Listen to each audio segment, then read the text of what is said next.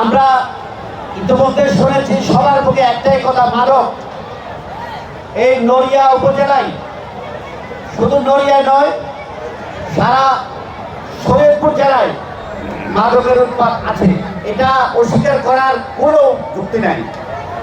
আমাদের এই বিচারিতে মাদক আছে, আছে কিনা? আছে, উপস্থিত আছে। ইফটিজিং আছে, আছে। বাল্যবিবাহ আছে, আছে। কিশোর আছে, কিশোর অপরাধী আছে, আছে। আমাদের অলরেডি ইতিমধ্যে আমাদের মাননীয় এমপি মহোদয় ঘোষণা করেছেন মাদকের বিরুদ্ধে জিরো টলারেন্স। ইতিমধ্যে ঘোষণা করেছে পুরস্কার দেওয়া যারা মাদক সেবী এবং মাদক ব্যবসায়ী, তাদের বিরুদ্ধে কঠোর যুদ্ধ ঘোষণা করা হয়েছে।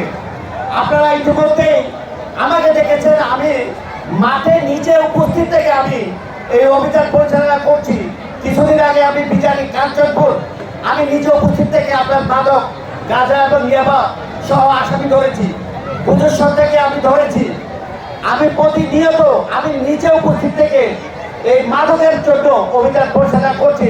ইনশাল্লাহ আমি যদি আপনাদের সহযোগিতা পাই, কারো যদি কোনো অবৈধ তদবির না আসে, কারো যদি কোনো ধরনের এই মাদকের বিরুদ্ধে, মাদকের জন্য যদি কারো সহযোগিতা না হয়, আমরা ইনশাল্লাহ এই বিচারি সহ এই নড়িয়া উপজেলার ইনশাল্লাহ এই মাদক মুক্ত করতে পারবো বলে আমি বিশ্বাস করি। আমি এই গত মাসে সর্বোচ্চ জেলার মধ্যে 19টা মাদক মামলা দিয়েছি। আমি নিজে অভিযান পরিচালনা করেছি, এটা রেকর্ড। আমি আপনাদেরকে জানাতে চাই, মাদকের পাশাপাশি আমাদের এই স্কুলের মধ্যে মেয়েদেরকে যারা টিচ করে, ইফটিজিং করে, তাদের বিরুদ্ধে আমরা কঠোর ব্যবস্থা নিব। তাদের মধ্যে তাদেরকে প্রয়োজনে মোবাইল কোর্টের মাধ্যমে আমরা আইনের আওতায় আনবো।